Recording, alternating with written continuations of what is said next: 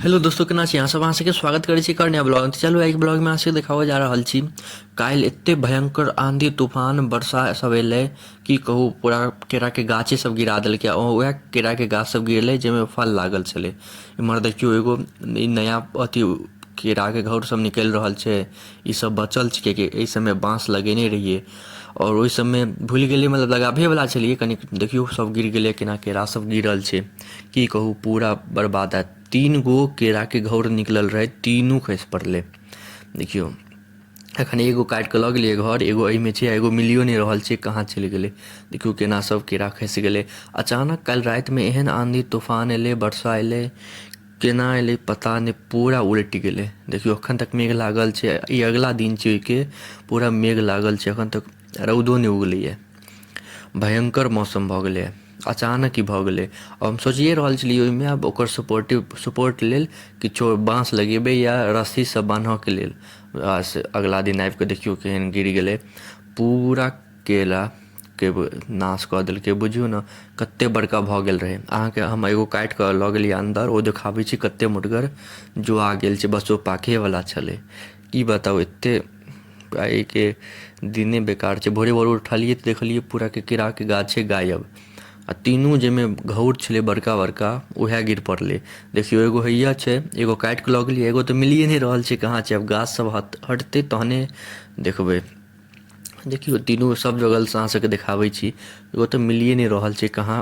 ई सबमे जंगल झाड़ सबमे कतहु केरा घुसिया गेलै तऽ ओकरा ताकऽ पड़तै ठीकसँ। ओ एगो केराके छोड़ने छी, देखियो पूरा मेघ लागल छै, एखन तक पूरा अन्हार केने छै। एखन भोरके 10 बाजि रहल छै, 10-11, एकदम अन्हार केने छै।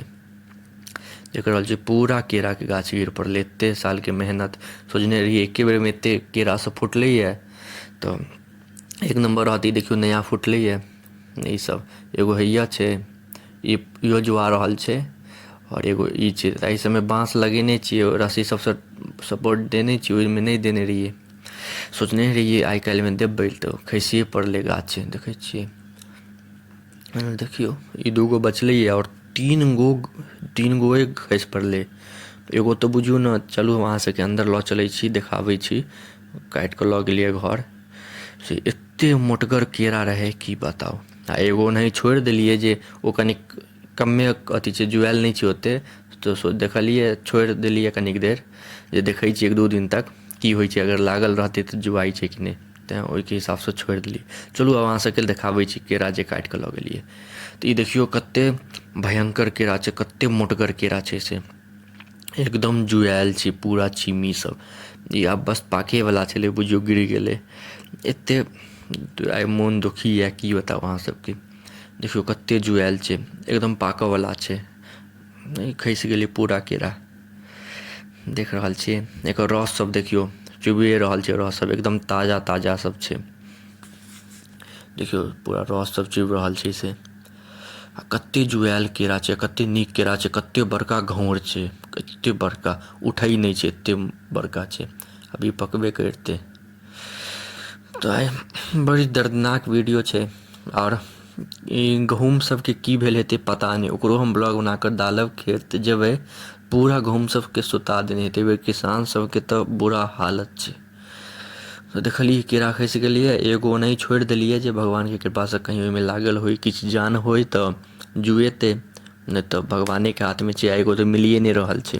आब हम काल्हि जायब तऽ काल्हि हम खेत जायब, मतलब आब जायब तऽ अहाँके काल्हि वीडियो आयत खेतपर। गहूँम सब केहन की छै, सुतल छै कि बचल छै। पूरा गहूँम सब सुति रहल हेतै तऽ एहन भयंकर भेलैए, बिहाड़ि सब बहलै, पूरा गहूँम हमर सुति रहल हेतै। हम देखायब कि केहन नुकसान भेलैए। देखियो आइके पूरा मूडे बेकार छै, की बताउ।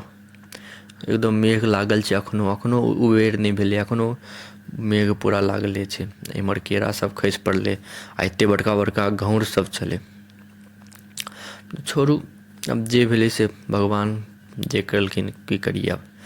से बतायब अहाँ सबके केहन लागल, केहन की लागत, बेकारे लागत। तऽ अहाँ सबके एतेक देर तक देखऽ के लिए धन्यवाद। नीक लागै तऽ लाइक, कमेंट, शेयर, सब्सक्राइब जरूर करब। मिलै छी अगिला कोनो नेक्स्ट ब्लॉगमे, तब तक के लिए धन्यवाद।